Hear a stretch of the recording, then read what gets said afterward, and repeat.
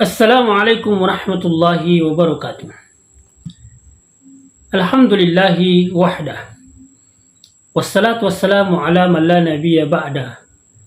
Wa ala alihi wa ashabihi wa man tabi'ahum bi ihsani ila yaumiddin amma ba'd. Alhamdulillah, kita bersyukur kepada Allah Subhanahu wa taala.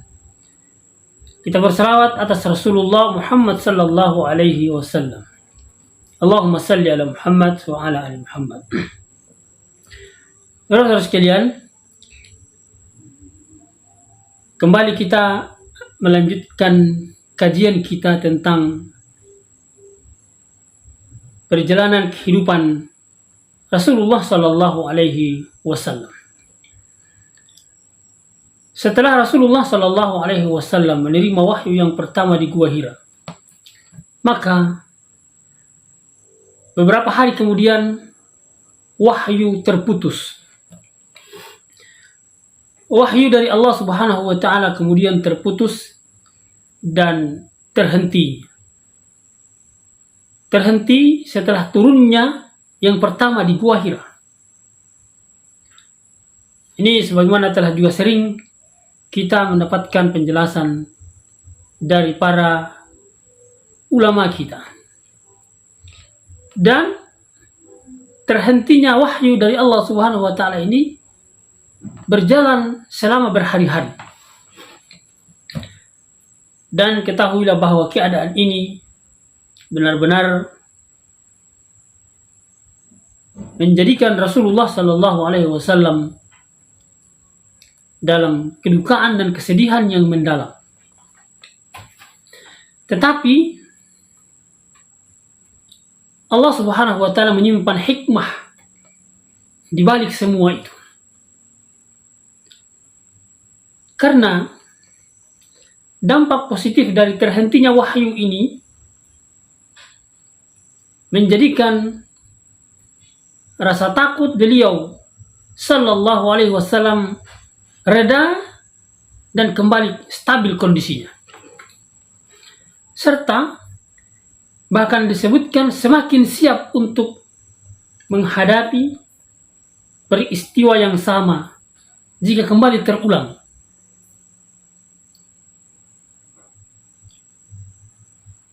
Kemudian kondisi itu menjadikan Rasulullah sallallahu alaihi wasallam merasa rindu.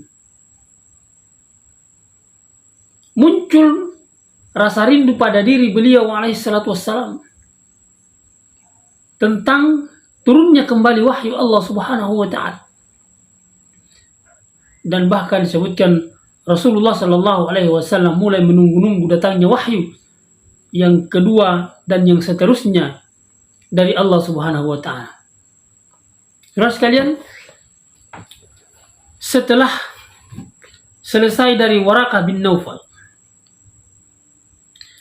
Rasulullah SAW kembali lagi ke Gua Hira, meneruskan pengasingan beliau alaihissalatu wassalam dan menyempurnakan sisa waktu bulan Ramadan.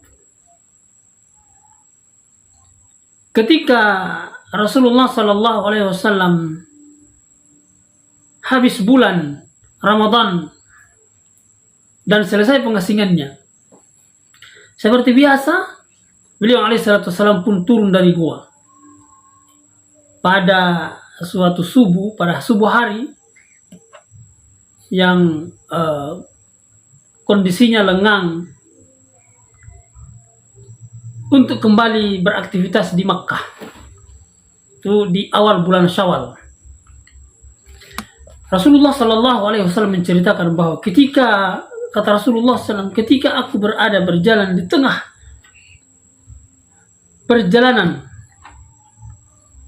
dari gua ke rumah Rasulullah sallallahu alaihi wasallam, tiba-tiba ada yang memanggilku, kata Rasulullah sallallahu alaihi wasallam. Maka aku menoleh ke sebelah kanan. Tetapi aku tidak menjumpai apapun, bahkan siapapun. Lalu kata Rasulullah SAW, saya menoleh kembali ke sebelah kiri. Tetapi demikian pula saya tidak menemukan apa-apa. Saya tidak melihat siapa-siapa di sebelah kiri saya. Lalu saya menoleh ke depan, tetapi juga tidak ada siapa-siapa. Dan kemudian saya menoleh ke belakang, juga tidak ada apa-apa. Saya tidak melihat dan saya tidak menjumpai siapa-siapa. Maka kata Rasulullah SAW, saya mencoba menengadahkan kepala ke atas. Maka kata Rasulullah SAW, saya baru menjumpai sesuatu. Saya melihat sesuatu. Dan dialah malaikat yang pernah mendatangiku di Gua Hira. Subhanallah. Dia duduk di atas kursi di antara langit dan bumi. Dan kata Rasulullah SAW, saya pun jatuh berlutut, tersungkur, terkejut, hingga aku terjerembab ke tanah. Lalu setelah itu, saya pulang kembali kepada Khadijah radhiyallahu anha, kembali kepada istrinya. Dan kata Rasulullah SAW, saya katakan kepada Khadijah, selimutilah aku, selimutilah aku, selimutilah aku. Lalu tuangkanlah kepadaku air yang dingin. Lalu Khadijah radhiyallahu anha menyelimuti Rasulullah SAW dan menuangkan air yang dingin kepadanya. Rasulullah SAW, lalu Khadijah menyelimutiku dan menuangkan air yang dingin kepadaku. Dan setelah itu turunlah wahyu dari Allah Subhanahu wa taala. Yakni, ya ayyuhal mudaththir, kum fa'anzir, wa rabbaka fakabbir, wa thiyabaka fatahhir, war rujza fahjur. Firman Allah Subhanahu wa taala, wahyu Allah Subhanahu wa taala yang berbunyi, hai orang yang berselimut, ya ayyuhal mudaththir, bangunlah, kum fa'anzir, bangunlah lalu berikanlah peringatan, wa rabbaka fakabbir, dan Rabbmu dan Tuhanmu agungkanlah, wa thiyabaka fatahhir, pakaianmu bersihkanlah, war rujza fahjur, dan perbuatan dosamu tinggalkanlah, yakni penyembahan kepada berhala-berhala, penyembahan kepada kesyirikan kepada Allah Subhanahu wa taala. Ini adalah wahyu kedua dari Allah Subhanahu wa taala. Al-Qur'an surah Mudaththir ayat pertama sampai kelima. Surah sekalian yang dimuliakan Allah Subhanahu wa taala. Maka turunnya wahyu yang kedua ini adalah sebelum diwajibkannya untuk mendirikan sholat. Nah, sebelum diwajibkan pelaksanaan sholat. Dan seterusnya wahyu kemudian diturunkan oleh Allah Subhanahu wa taala secara berangsur-angsur, secara beruntun. Ayat-ayat tersebut saudara sekalian yang dimuliakan Allah Subhanahu wa taala, yakni pada wahyu yang kedua, merupakan awal diangkatnya Rasulullah SAW sebagai Rasul. Dan itu terjadi setelah pengangkatan Rasulullah SAW sebagai Nabi, sejak terhentinya wahyu. Kalau kita melihat, kita mentadabburi, kita mengkaji lebih mendalam, di dalam ayat-ayat tersebut terdapat dua beban tugas bagi Rasulullah SAW. Di antaranya yang pertama adalah tugas Rasulullah SAW untuk menyampaikan dakwah dan memberikan peringatan. Tugas Rasulullah SAW untuk berdakwah, menyampaikan peringatan kepada manusia. Ini seperti disebutkan di dalam firman Allah Subhanahu wa taala, kum fa'anzir, Kum fa'anzir, bangunlah dan berilah peringatan. Kita sebutkan tadi dalam Al-Quran surah Al-Mudaththir ayat yang kedua. Kum fa'anzir, bangunlah dan berikanlah peringatan. Maka makna ayat tersebut diantaranya adalah peringatkanlah manusia dari siksa Allah Subhanahu wa ta'ala. Lalu jika mereka tidak mau meninggalkan dosa dan kesesatan yang mereka perbuat, tidak mau meninggalkan peribadatan kepada selain Allah Subhanahu wa ta'ala, tidak mau meninggalkan perbuatan syirik kepada Allah Subhanahu wa ta'ala dan zat sifat hak maupun perbuatan-perbuatannya, maka peringatkanlah kepada mereka, sampaikanlah kepada mereka tentang Allah Subhanahu wa ta'ala. Ini adalah penjelasan tambahan dari para ulama. Yang kedua, saudara-saudara sekalian yang dimuliakan Allah Subhanahu wa ta'ala, tugas Rasulullah sallallahu alaihi wasallam untuk mempraktekkan perintah-perintah Allah Subhanahu wa ta'ala, untuk mengaplikasikan perintah-perintah Allah Subhanahu wa ta'ala, Allah yang maha suci dan maha tinggi, serta mewajibkan diri Rasulullah sallallahu alaihi wasallam untuk melaksanakannya. Maka dengan ini beliau alaihi salatu wassalam, Rasulullah sallallahu alaihi wasallam bisa tetap menjaga keridhaan Allah Subhanahu wa ta'ala dan menjadi panutan bagi orang-orang yang beriman kepada Allah Subhanahu wa ta'ala dan kepada dirinya sallallahu alaihi wasallam.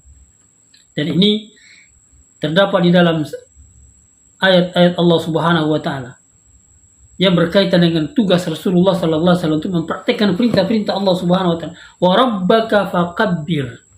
Wa rabbaka fakabbir. Dan Rabbmu agungkanlah. Para ulama menyebutkan di antara maknanya adalah khususkanlah Allah Subhanahu wa ta'ala dalam pengagunganmu, dalam ta'zimmu, dan tidak boleh engkau menyekutukan, menyamakan Allah Subhanahu wa ta'ala dengan sesuatu pun selain Dia Subhanahu wa ta'ala. Sembahlah Allah Subhanahu wa ta'ala. Dirikanlah sholat. Beribadahlah kepada Allah Subhanahu wa ta'ala. Wa rabbaka fakabbir, dan Rabbmu agungkanlah. Kemudian ayat yang keempat, setelah ayat wa rabbaka fakabbir ini yang menjadi tugas Rasulullah sallallahu alaihi wasallam untuk mempraktikkan ayat-ayat Allah Subhanahu wa ta'ala, fathiyabaka fatahhir. Fathiyabaka fatahhir, dan pakaianmu bersihkanlah. Pakaianmu bersihkanlah. Tentu secara zahir maksud ayat tersebut adalah membersihkan pakaian dan juga badan. Karena tidak pantas seorang manusia yang hendak mengagungkan Allah Subhanahu wa ta'ala, yang hendak menyembah Allah Subhanahu wa ta'ala, berdiri di hadapan Allah Subhanahu wa ta'ala, ruku dan sujud di hadapan Allah Subhanahu wa ta'ala dalam keadaan tidak bersih. Tidak bersih pakaiannya dan tidak bersih badannya. Walaupun kita melihat kenyataan dari umat Islam ketika menghadap kepada Allah Subhanahu wa ta'ala masih menggunakan sisa-sisa dari pakaiannya, yakni menggunakan pakaian apa adanya, menggunakan pakaian seadanya saja untuk mendatangi Allah Subhanahu wa ta'ala, untuk mendirikan sholat. Misalnya kita melihat ada yang hanya sekedar berpakaian kaos oblong dan semisalnya, padahal hendak menghadap kepada Allah Subhanahu wa ta'ala.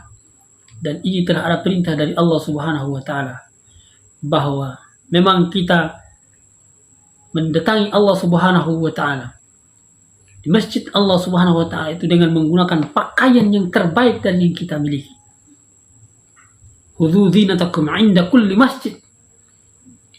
Itu adalah firman Allah Subhanahu wa ta'ala yang memerintahkan kepada kita untuk berpakaian yang terbaik untuk menghadap kepada Allah Subhanahu wa taala. Maka wa thiyabaka fatahhir, dan pakaianmu bersihkanlah. Tidak pantas kita menghadap kepada Allah Subhanahu wa taala dalam keadaan pakaian yang kotor. Kemudian saudara sekalian yang dimuliakan Allah Subhanahu wa taala, ayat yang berikutnya adalah warrujza fahjur. Warrujza fahjur adalah masih poin yang kedua dari tugas kenabian Rasulullah sallallahu alaihi wasallam, kerasulan Muhammad sallallahu alaihi wasallam, yang mempraktikkan perintah-perintah Allah Subhanahu wa taala. Warrujza fahjur, dan perbuatan dosamu tinggalkanlah.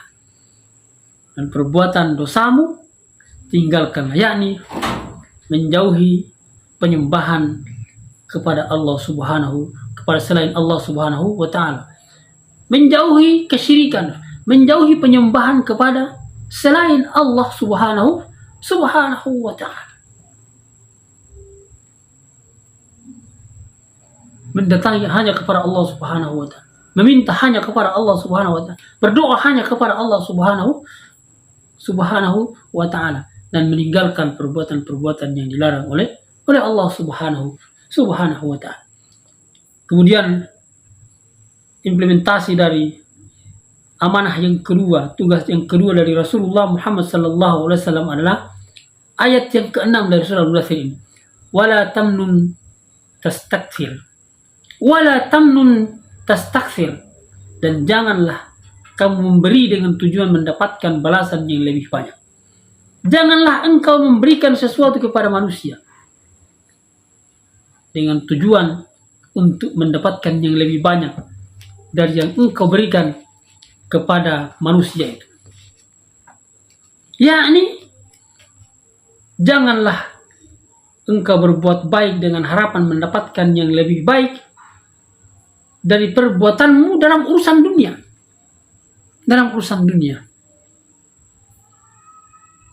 Janganlah engkau memberikan sesuatu kepada manusia, kepada orang lain, kepada saudaramu yang lain dalam urusan keduniaan, dan engkau mengharapkan balasan yang lebih baik daripada yang lebih besar daripada pemberianmu itu. Maka saudara-saudara sekalian yang dimuliakan Allah Subhanahu wa taala, setelah itu di dalam ayat yang ke-7 Allah Subhanahu wa taala berfirman, walirabbika fasbir. Walirabbika fasbir, dan untuk memenuhi perintah Rabbmu, perintah Allah, yakni fasbir, maka bersabarlah. Dan ini kita melihat betapa Rasulullah sallallahu alaihi wasallam adalah manusia yang paling sabar di atas permukaan bumi ini. Betapa Rasulullah sallallahu alaihi wasallam adalah manusia yang sangat sabar. Begitu banyak contoh yang bisa kita melihat ketika Rasulullah sallallahu alaihi wasallam dihinakan, ketika Rasulullah sallallahu alaihi wasallam dilempari dengan batu, ketika Rasulullah sallallahu alaihi wasallam dikejar untuk dibunuh, ketika Rasulullah sallallahu alaihi wasallam dicaci maki. Maka Rasulullah sallallahu alaihi wasallam mencontohkan kepada kita dengan kesabaran yang luar biasa itu. Kesabaran sebagai seorang nabi dan rasul Allah Subhanahu wa taala. Maka saudara-saudara sekalian yang dimuliakan Allah Subhanahu wa taala, setelah turunnya ayat tersebut di atas, maka Rasulullah sallallahu alaihi wasallam mulai menegakkan dakwah, menyeru untuk beribadah hanya kepada Allah Subhanahu wa taala. Kita melihat kaum beliau sendirilah yang merupakan masyarakat yang berperangai kasar, keras, dan seterusnya. Mereka hanya beragama dengan menyembah berhala. Mereka tidak punya bukti dan alasan atau dalil kecuali yang mereka dapatkan dari nenek moyang mereka. Yang kondisi mereka penuh dengan kejahiliaan, kebodohan, yakni menyembah patung, menyembah sesuatu yang mereka bikin sendiri, bahkan menyembah sesuatu yang mereka bisa makan dari buatan-buatan mereka sendiri. Mereka tidak punya cara untuk menyelesaikan masalah kecuali hanya dengan perang dan pedang. Maka Allah Subhanahu wa taala benar-benar pilihkan untuk Rasulullah Sallallahu Alaihi Wasallam. Cara mendakwahi kaumnya ini, cara mendakwahi masyarakat jahiliyah, cara mendakwahi mereka-mereka yang keras dan kasar dari kaumnya ini, untuk kemudian disampaikan tentang nilai-nilai kebenaran Allah Subhanahu wa taala.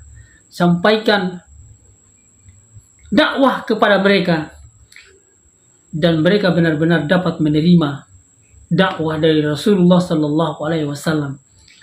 Mereka mencintai Rasulullah sallallahu alaihi wasallam.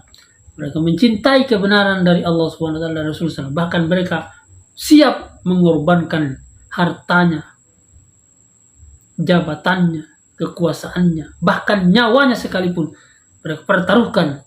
Kita melihat di berbagai macam medan pertempuran para sahabat-sahabat Rasulullah Sallallahu Alaihi Wasallam mengaplikasikan perintah-perintah Allah Subhanahu Wa Taala dengan didakwahi oleh Rasulullah Sallallahu Alaihi Wasallam dengan dakwah, dengan metode dakwah yang begitu luar biasa sehingga menyentuh hati mereka dan mereka mau masuk ke dalam Islam dan siap pasang badan bertarung, juang, berjihad bersama Rasulullah Sallallahu Alaihi Wasallam menegakkan kalimat Allah Subhanahu Wa Taala. Saudara sekalian, insyaallah kembali kita akan lanjutkan pada sesi berikutnya. Kita akan menceritakan golongan pertama yang masuk ke dalam Islam setelah didakwahi oleh Rasulullah Sallallahu Alaihi Wasallam. Subhanakallahumma rabbana bihamdi nashhadu an la ilaha illa anta wa nastaghfiruka wa natubu ilaik. Wa akhiru da'wana alhamdulillahi rabbil alamin. Billahi taufiq wal hidayah. Wassalamu alaikum warahmatullahi wabarakatuh.